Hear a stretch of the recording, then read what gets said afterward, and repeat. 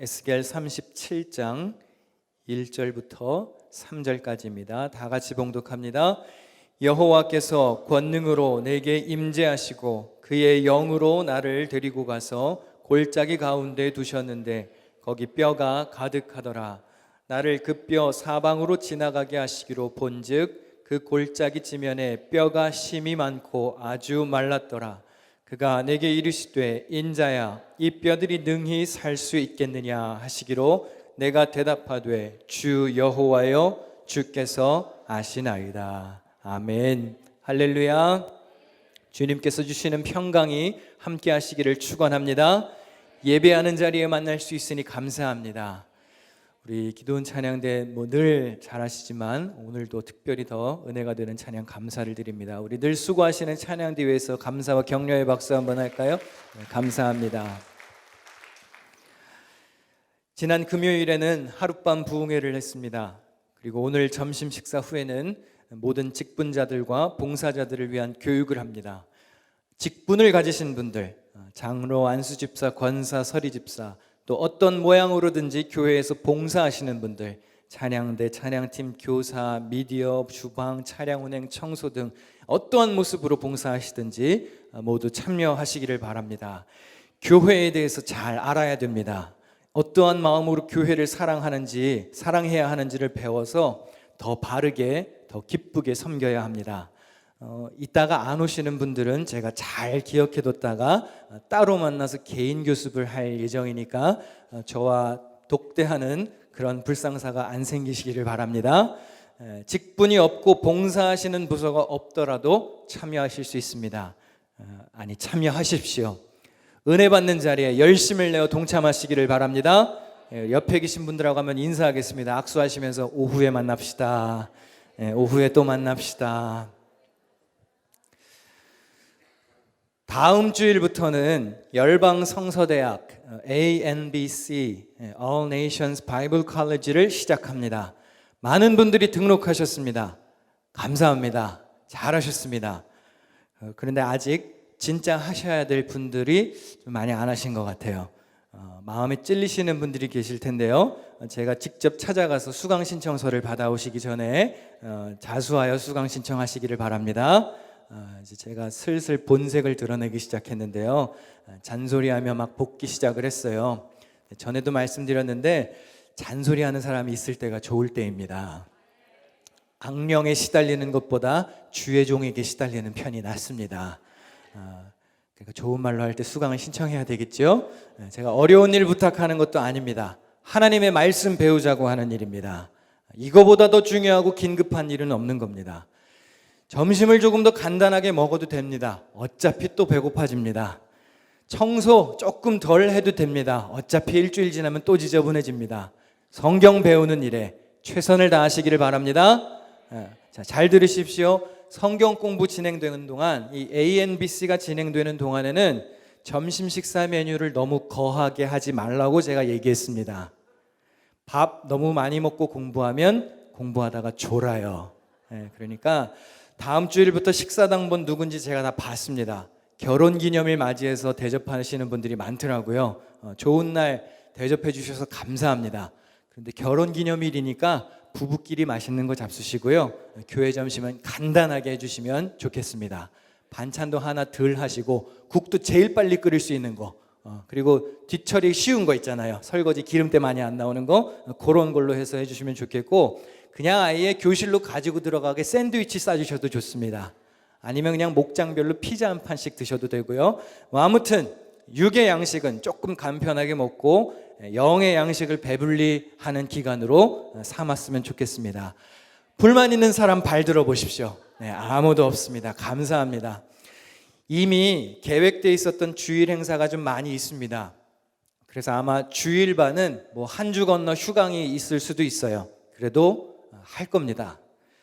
6주 과정을 계획했기 때문에 어차피 연말 되기 전에 끝납니다. 그러니까 말씀 배우는 자리에 최선을 다하시기를 바랍니다. 우리 옆에 분들과 악수하며 한 번 더 인사하겠습니다. 수강 신청해야 될 것 같습니다. 수강 신청을 꼭 하십시오. 할렐루야. 오늘 에스겔 말씀을 읽었습니다. 에스겔은 성도들에게 그렇게 인기가 있는 책은 아닙니다. 그래도 오늘 읽은 마른뼈 환상 이야기는 그래도 조금 잘 알려진 본문일 것입니다. 일반적으로 에스겔은 바벨론의 포로로 끌려가서 활동한 포로기 선지자로 알려져 있습니다. 오늘 본문에 보니까 하나님이 에스겔 선지자에게 환상을 보여주십니다. 한 골짜기로 에스겔을 이끌고 가셔서 수많은 마른 뼈를 보게 하셨습니다. 생명력이 느껴지지 않는 곳에서 하나님이 질문을 던지십니다. 이 뼈들이 살아날 수 있겠느냐? 본문 이후의 말씀을 세 번역으로 읽어보겠습니다. 그가 내게 말씀하셨다. 너는 이 뼈들에게 대언하여라. 너는 그것들에게 전하여라. 너희 마른 뼈들아, 너희는 나 주의 말을 들어라. 나 주 하나님이 이 뼈들에게 말한다. 내가 너희 속에 생기를 불어넣어 너희가 다시 살아나게 하겠다. 6절을 함께 읽을까요? 내가 너희에게 힘줄이 뻗치게 하고 또 너희에게 살을 입히고 또 너희를 살갗으로 덮고 너희 속에 생기를 불어넣어 너희가 다시 살아나게 하겠다. 그때야 비로소 너희는 내가 주인 줄 알게 될 것이다. 하나님이 뭐라고 하십니까? 마른 뼈에게 설교를 하라고 말씀하십니다. 참 황당한 명령이죠. 제가 에스겔 같았으면 이렇게 생각했을 겁니다. 야, 드디어 하나님이 오래 사시다 보니까 정신이 나가셨구나. 백성들한테 하도 배신을 당하셔서 이제 이상해지셨구나. 이제는 죽어가는, 아니 죽어버린 마른 뼈에게 설교를 하라고 그러시네. 그런데 하나님이 분명하게 말씀하십니다. 그들에게 생기를 불어넣으면 살 것이다. 여기서 생기에 해당하는 원문의 단어는 루아크라고 하는 단어입니다. 이게 히브리어를 써서 죄송합니다만 이게 구약에서는 굉장히 중요한 단어입니다. 굉장히 의미가 있는 단어입니다. 생기에 해당하는 단어 루아크는 구약에서 무려 378번이나 등장하는 단어입니다. 그런데 이 단어를 번역하기가 어렵습니다. 의미가 참 넓은 단어입니다. 문맥에 따라서 뜻이 달라집니다. 그래서 우리나라 성경에도 이 한 단어가 30여 가지의 다른 말로 번역이 되었어요. 광풍, 기운, 마음, 바람, 생기, 영, 정신, 호흡, 여러 가지 단어로 번역이 됩니다. 복잡한 단어인데 저는 복잡한 걸 싫어합니다. 딱질색이에요. 단순한 게 좋습니다. 그래서 이 어려운 단어를 쉽게 풀어보려고 전문가들이 간단하게 정리한 내용을 갖고 왔는데요. 이 단어가 크게 세 가지의 뜻이 있는데 화면을 통해서 좀 보여드리겠습니다. 생기에 해당하는 단어 루아크는 바람을 의미할 수도 있고요. 사람의 숨을 의미하기도 하고 하나님의 영을 의미하기도 합니다. 각각의 예를 조금 들어보겠습니다. 첫 번째, 바람에 해당하는 예인데요. 노아의 홍수 이야기를 잘 아시죠? 온 세상이 비 때문에 물바다가 되었습니다. 그런데 그 물이 어떻게 줄어들기 시작하는지 아십니까? 창세기 7장을 제가 읽어드리겠습니다. 지면의 모든 생물을 쓸어버리시니 곧 사람과 가축과 기는 것과 공중의 새까지라 이들은 땅에서 쓸어버림을 당하였으되 오직 노아와 그와 함께 방주에 있던 자들만 남았더라. 물이 150일을 땅에 넘쳤더라. 우리 8장 1절은 함께 읽습니다. 하나님이 노아와 그와 함께 방주에 있는 모든 들짐승과 가축을 기억하사 하나님이 바람을 땅 위에 불게 하심에 물이 줄어들었고. 하나님께서 방주에 탄 노아의 식구들과 짐승들을 제외하고는 죄로 물든 세상을 다 쓸어버리셨습니다. 홍수로 심판하셨습니다. 그런데 그 물을 어떻게 빼기 시작하시느냐? 바람을 불게 하십니다. 이 바람에 해당하는 단어가 조금 전에 읽었던 루아크라고 하는 단어입니다. 바람에 해당하는 예를 한 가지 더 볼까요? 모세가 이스라엘 백성들과 함께 이집트를 탈출합니다. 도망가다가 홍해를 만났습니다. 뒤에는 이집트 군대가 따라오고 눈앞에는 바다가 가로막고 있었습니다. 이 진퇴양난의 상황에서 하나님이 이스라엘 백성들을 어떻게 도와주시죠? 홍해를 갈라주십니다. 그런데 그 홍해가 어떻게 갈라집니까?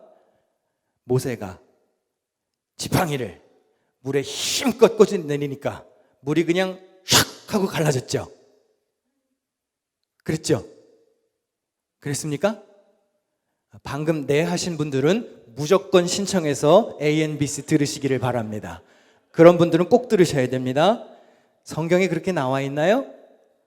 자, 따라해 보겠습니다. 성경을, 자, 크게 한번 따라해 보겠습니다. 성경을 세밀하게 읽자. 한 번 더, 영화는 영화다. 우리가 애들 영상 많이 본다고 탓할 게 아니에요. 우리가 봤던 영화의 장면이 성경을 앞지르고 있는 시대입니다. 영화 본 것 때문에 홍해가 쫙 하고 갈라진 것으로 오해하기가 쉽습니다. 여러분, 영화는 극적인 장면을 연출하려고 원래의 얘기를 재구성할 때가 많습니다. 영화보다 성경을 사모하시기를 축원합니다. 홍해가 진짜로 어떻게 갈라졌는지 성경을 통해 확인해 보겠습니다. 같이 한번 읽어볼까요? 시작.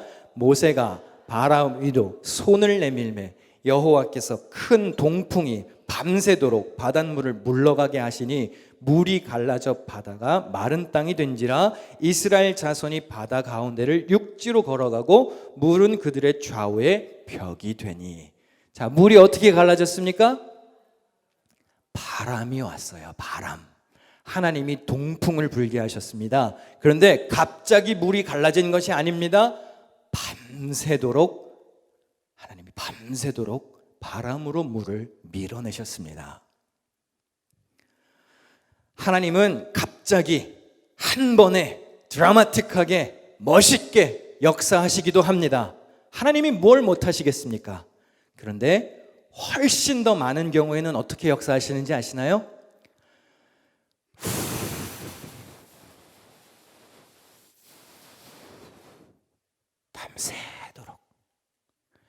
밤새도록 바람을 보내셔서 바다를 밀어내실 때가 많습니다. 아무런 변화가 없는 것 같고 아무런 응답이 안 느껴지는 것처럼 느껴질 수도 있습니다. 하나님, 기도했는데 왜 아무런 응답이 없으십니까? 그런데 하나님은 밤새 일하시는 거예요. 영화처럼 지팡이를 내리꽂아가지고 바다가 그냥 한 방에 쫙 갈라지는 것도 물론 멋있겠지만 저는 이러한 하나님의 역사가 훨씬 더 감동적입니다.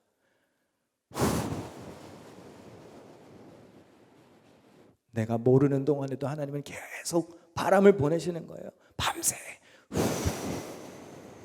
내가 자고 있을 때도 하나님은 일하시는 거예요. 내가 모르고 있을 때도, 내가 낙심될 때도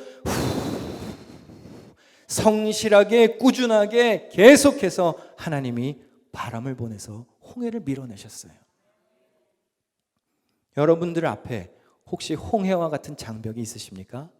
기도하셨습니까? 왜 하나님의 응답이 없냐고 투덜대셨습니까? 하나님이 지금 이렇게 갈라놓고 계시는지도 모릅니다. 하나님이 보내신 바람, 그 동풍에 해당하는 단어가 조금 아까 말씀드린 루아크라고 하는 단어예요. 둘째, 이 단어는 사람의 숨을 의미하기도 합니다. 제가 예전에 농담을 들은 적이 있는데요. 부부가 결혼한 지 얼마 안 됐을 때는 꼭 끌어안고 잠을 잔대요. 그런데 결혼 생활이 길어지고 30년, 40년 오래 함께 살다 보면 서로 각방을 쓰거나 등을 돌리고 잔다고 합니다. 그런데 왜 등을 돌리고 자냐고 물어보니까 이런 대답이 많이 나온대요. 숨소리조차 듣기 싫어서. 성경에도 그 이유는 다르지만 이와 유사한 사연이 등장하는데요. 욥기 19장 17절에 이런 말씀이 있습니다. 내 아내도 내 숨결을 싫어하며 내 허리의 자식들도 나를 가련하게 여기는구나. 욥이 탄식합니다. 이제 내 아내가 내 숨결마저도 싫어하는구나. 물론 욥은 부부 생활이 오래돼서 이런 건 아닙니다. 그가 큰 어려움에 처하고 났더니 이제는 가족들조차도 자기를 부담스러워한다는 하소연입니다. 여기서 숨결에 해당하는 히브리어 단어가 조금 아까 말씀드린 루아크라고 하는 단어예요. 여기서는 사람의 숨을 의미합니다. 세 번째로 이 단어는 하나님의 영을 뜻하기도 합니다. 흔히 하나님께서 천지를 창조하셨다라고 말할 때 무에서 유를 창조했다라고 설명합니다. 물론 이것이 전혀 틀린 말은 아니죠. 그러나 무에서 유를 창조했다는 말은 성경에 나오는 표현이 아닙니다. 이건 훨씬 나중 시대에 고백되었던 개념이에요. 여러분 잘 들으십시오. 괜히 졸다가 저 목사 이단인가 이렇게 생각하지 마시고 잘 들으세요. 제가 지금 하나님께서 무에서 유를 못 만든다고 말씀드리는 게 아닙니다. 전지전능하신 하나님이 뭔들 못하시겠어요. 무엇이든 다 가능하시겠죠.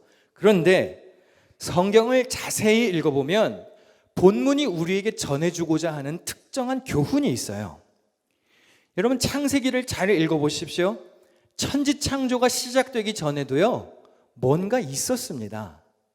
자, 우리 창세기 1장 1절을 같이 한번 읽어볼 텐데요. 우리가 새해가 되면 늘 읽는 그 본문 있잖아요. 네, 우리 같이 한번 읽어보겠습니다. 시작. 태초에 하나님이 천지를 창조하시니라. 땅이 혼돈하고 공허하며 흑암이 깊음 위에 있고 하나님의 영은 수면 위에 운행하시느니라. 자, 이게 지금 빛이 창조되기 전입니다. 뭔가가 있었습니다. 땅이 있었고요, 흑암이 있었고 물이 있었습니다. 성경에서 물은 혼돈을 상징할 때가 많아요. 악, 정복할 수 없는 두려움, 이런 것을 나타낼 때가 많습니다. 그리고 무엇이 있었느냐? 하나님의 영이 있었다고 그랬습니다. 여기서 영에 해당하는 히브리어 단어가 루아크라고 하는 단어입니다. 천지창조 이전이 무의 상태가 아니었습니다. 하나님의 영과 혼돈의 세력이 공존하고 있었어요. 성경은 혼돈과 무질서의 세상이 질서 있고 아름다운 모습으로 바뀌는 과정을 창조라고 설명하는 겁니다. 다시 말하면 창세기는 무에서 유의 창조를 말하려고 한다기보다는 어둡고 혼란스럽고 무질서한 세상이 밝고 아름다운 질서로 나아가는 창조를 가르쳐주고자 하는 것입니다. 이러한 창조에 대한 메시지는 이 시대를 살아가는 우리들에게 아주 의미 있는 도전을 던져줍니다. 여러분이 보시기에 오늘날 우리가 살고 있는 이 세상이 질서정연한가요? 혼란스러운가요? 나라와 지역사회, 공동체, 교회, 가정 등 각종 사람들이 모이는 모임 중에 평안이 더 많을까요? 혼돈이 더 많을까요? 애석하게도 혼돈이 더 많습니다.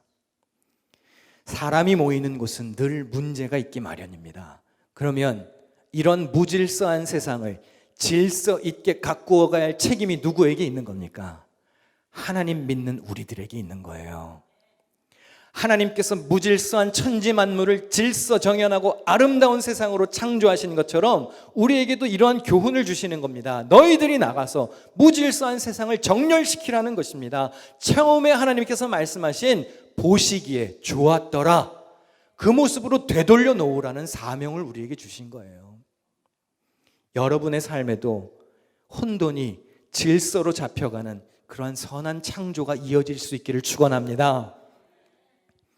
다양한 뜻을 가지고 있는 한 단어, 루아크. 이 단어는 생명력이 느껴지는 단어입니다. 물론 예외적인 경우도 있지만 일반적으로 어떠한 영적인 기운이 내포된 단어입니다. 에스겔의 마른 뼈 환상으로 돌아와 볼까요? 하나님은 마른 뼈들에게 생기를 불어넣으면, 이 루아크를 불어넣으면 다시 그들이 살아날 것이라고 말씀하셨습니다. 이 환상에서 마른 뼈는 멸망한 이스라엘 백성을 상징합니다. 하나님께서는 그들이 다시 살아날 것이라는 희망과 부흥의 불씨를 보여주시는 겁니다. 이 마른 뼈들이 어떻게 살아나게 되는지 한번 보겠습니다. 에스겔 37장 7절부터 읽어봅니다. 그래서 나는 명을 받은 대로 대언하였다. 내가 대언을 할 때에 무슨 소리가 났다. 보니 그것은 뼈들이 서로 이어지는 요란한 소리였다. 내가 바라보고 있으니 그 뼈들 위에 힘줄이 뻗치고 살이 오르고 살 위로 살같이 덮였다. 그러나 그들 속에 생기가 없었다. 그때 내가 말씀에게 말씀하셨다. 사람아, 너는 생기에게 대언하여라. 생기에게 대언하여 이렇게 일러라. 나 주 하나님이 너에게 말한다. 너 생기야, 사방으로부터 불어와서 이 살해당한 사람들에게 불어서 그들이 살아나게 하여라. 그래서 내가 명을 받은 대로 대언하였더니 생기가 그들 속으로 들어갔고, 그래서 그들이 곧 살아나 제 발로 일어나서 서는데 엄청나게 큰 군대였다. 마른 뼈가 살아나는 과정은 두 단계였습니다. 첫 번째 과정은 여호와의 말씀을 듣는 것이었습니다. 살아계신 주님의 말씀을 들었더니 죽은 뼈들이 서로 짝이 맞춰지고 살갗이 덮이고 힘줄이 생겼습니다. 여러분, 하나님의 말씀을 듣는 것이 굉장히 중요합니다. 요한복음에도 보니까 예수님이 이렇게 말씀하셨습니다. 함께 읽어볼까요? 하나님께 속한 자는 하나님의 말씀을 듣나니 너희가 듣지 아니함은 하나님께 속하지 아니하였음이로다. 예수님이 하신 말씀입니다. 하나님의 말씀을 듣기 싫어하는 사람, 안 듣는 사람은 하나님께 속한 자가 아니라고 분명하게 말씀하셨습니다. 여러분, 교회에 예배드리러 오셨습니까? 섬기러 오셨습니까? 하나님께 영광 돌리러 오셨나요? 그런데 하나님의 말씀에 귀를 닫고 간다? 그럼 여러분, 하나님께 속한 사람이 아닙니다. 여러분이 예배를 몇 번 참석하셨든지 봉사를 몇 번 하셨든지 상관없습니다. 하나님의 말씀 듣지 않으면 여러분은 하나님의 사람이 아니라고 예수님이 말씀하셨어요. 마른 뼈들이 주님의 음성을 듣고 서로 맞추어졌습니다. 그러나 그 속에 아직 생기가 없었다 그랬어요. 아직 완전한 사람의 단계는 되지 않았습니다.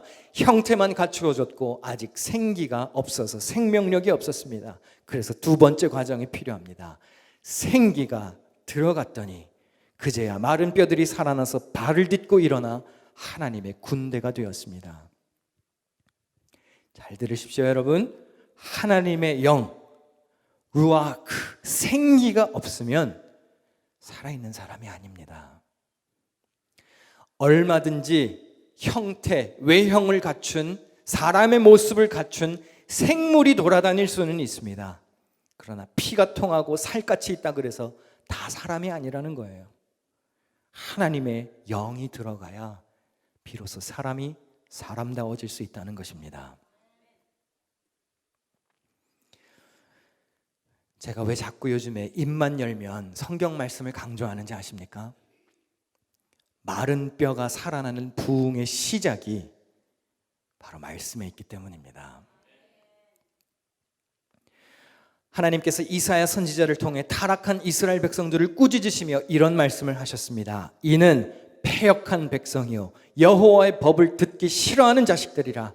그들이 선지자들에게 이르기를 우리에게 바른 것을 보이지 말라. 우리에게 부드러운 말을 하라.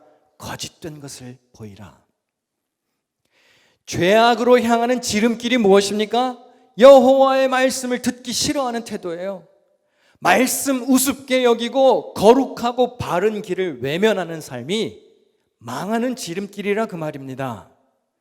여러분, 열방교회 부흥의 역사를 기대하십니까? 한 3분 기대하시네요. 다시 한번 여쭤볼게요. 여러분, 우리 교회의 부흥의 역사가 일어나기를 기대하십니까? 원하십니까? 그런데 그 부흥의 시작이 어디서부터 일어나야 되는지 아십니까? 여러분의 마음에서부터 먼저 일어나야 됩니다. 나라가 변하고 교회가 달라지고 저 못된 인간이 거듭나기 전에 내가 먼저 하나님의 사람으로 온전해져야 되는 것입니다. 부흥은 내 속에서 먼저 시작되어야 되는 거예요. 그러려면 말씀 앞에 겸허히 나 자신을 낮추고 들어야 되는 것입니다. 제가 예전에 중고등부 전도사 시절에 제자 중 한 명이 이 마른 뼈 설교를 듣고 어느 날 저에게 그런 말을 했습니다. 전도사님, 저는 이제 치킨을 먹다가도 치킨 뼈를 보면 에스겔의 마른 뼈 환상이 생각나요.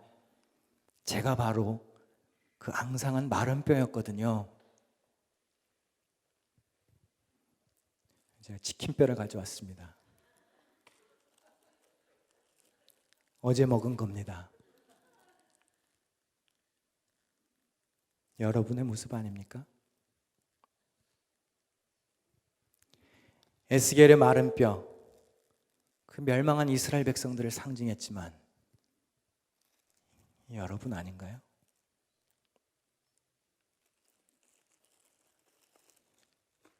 생기 없고 목적도 없고 소망도 없고 삶의 의미도 찾지 못하고 매사에 회의적이고 낙심하고 실망하고 무너지고 주저앉아 있고 꺾이고 다치고 상한 모습, 이거 우리 아닙니까? 어떻게 살아나겠습니까? 생기가 필요합니다. 부흥이 필요합니다. 마른 뼈가 살아나서 여호와의 군대가 되었다 그랬습니다. 무슨 뜻인가요? 생기 없는 마른 뼈에 하나님의 말씀과 성령의 역사가 임하면 생명력을 되찾을 수 있다는 거예요. 회복될 수 있다는 것입니다. 여러분, 우리 교회 부흥의 역사를 기대하십니까? 여러분이 먼저 이 마른 뼈에 말씀의 역사를 불어넣어야 됩니다. 예수 그리스도를 부여잡고 그분으로 인하여 부활과 영생의 소망을 찾는 은혜가, 그러한 회복이, 그러한 생기가 여러분에게 있으시기를 주님의 이름으로 간절히 축원합니다. 기도하겠습니다.